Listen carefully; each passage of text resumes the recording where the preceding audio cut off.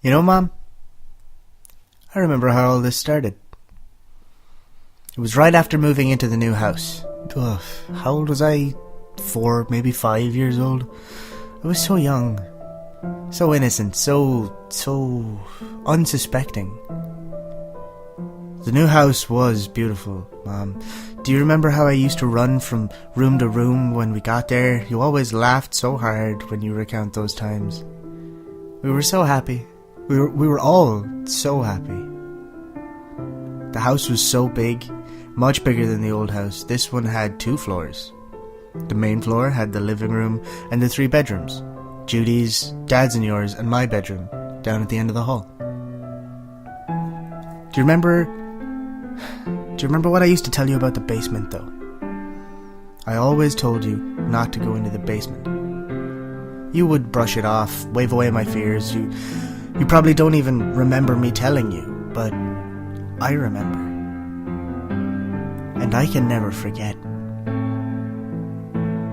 It all started with going downstairs on my own a few times. When I would go down there, I'd go to get something, I would see things moving. Small, black things in the corner of the house. On tops of the TV cabinet, in the hallway, in the laundry room, everywhere. They would move in and out of the corners of my eye. This would make me dash into the half-dimmed room and scurry upstairs. I remember one time Judy commented, "Oh, Kelsey's scared again." I was scared of these things though, Mom. I was so scared. When you sent me down in the dark alone, I feared for my life. I never knew what would happen when I was down there. I got to the point that I never went anywhere without turning a light on. A light switch would always be switched before going into any room, and then a frightening dash back upstairs. But I also didn't want anyone to know I was afraid. I hid the fear as best I could, Mom, but it wasn't long after I began seeing them that I started hearing them. Saying things in hushed whispers, mocking me, snickering, moving objects in the basement. The small noises meant nothing to you and the rest of the family. You could turn your back on the sounds. You closed your eyes to the unknown living in your own damn house. I remember this one time. You found a handkerchief waiting for you on your bed and you laughed it off. You all laughed it off. The handkerchief didn't belong to any of us and it was just waiting there for you, almost like a warning. But you all thanked the beings for their kind gift, making a mockery and a joke out of it. Mom, why didn't any of you listen to me when I told you to stop? By the time I was 8, the voices were constant in the house. I could hear them everywhere. I could hear everything they said. These creatures, I called the whisperers, talked about everything. They talked about new ways to be nuisances, that how much we amused them, how best to hurt the family living in their house. I had learned from you to put these things behind me and ignore them, but that became harder and harder. I remember one night laying in my bed, I heard the door creak open. I hadn't been able to sleep well, so small noises jerked me up in the middle of the night, but the whisperers never moved objects so carelessly. They knew I was awake, and they knew the best way to frighten me. Loud movements were heard from the kitchen, and to save myself, I flung the blankets over my head. I wanted to cry out for you like a toddler, Mom, but I didn't want to put you in harm's way. I heard a yell from the kitchen. It was soft enough that no one else would have been woken from it. I know if you ever read this, Mom, you'll yell at me for being so stupid, but I had to see what was in the kitchen. I had to know what evil was preying on our family. The hallway felt eerily cold in the hot summer's night. The light being already on made my descent into the kitchen less terrifying. My feet shattered the silence as I struggled to creep as quietly as I could. I was so afraid, and the sweat from my body glued my clothes to my skin. Mom, I don't want to scare you by describing what was in the kitchen, but I'll tell you best of what was there. A small creature about 2 foot high stood in front of me. It was pitch black with beady yellow eyes. This is the only way to describe the appearance of this thing, Mom. It smelled of a mixture of vegetable oil and that paving stuff they put in the cracks on the roads. It gave off this sound like a crackling fire and constant murmuring of whispers. The creature made me afraid, Mom. It was fear incarnate. This creature drove a stake right into my soul, making me cold and writhe in what felt like true darkness.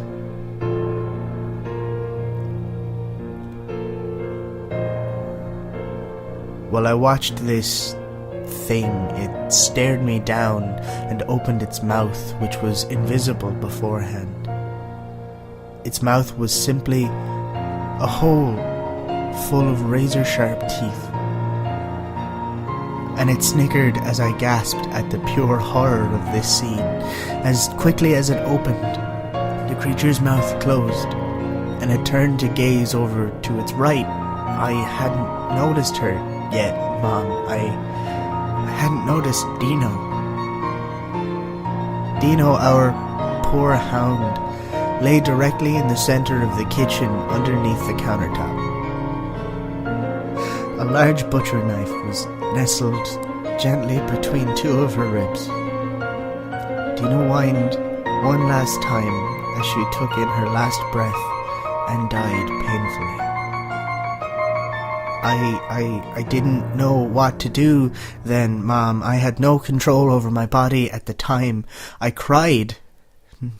I screamed. While tears fell from my face, I didn't know what else to do, Mom. I couldn't help it. That's when I heard them down the hall again.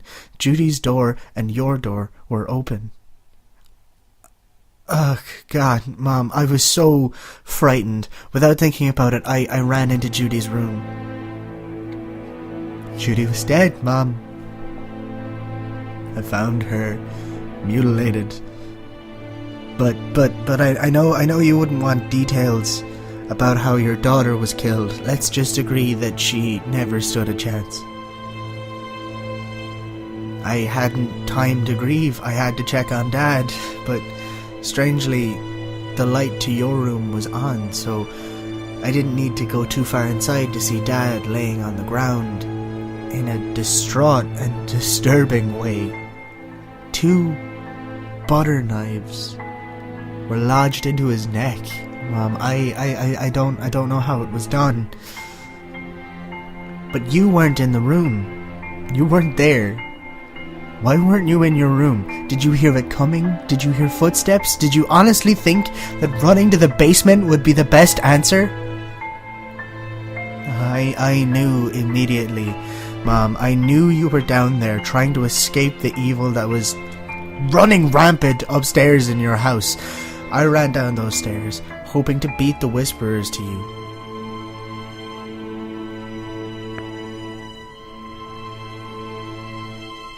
Found you in the family room, Mom. The light was off. And I found you in front of the TV.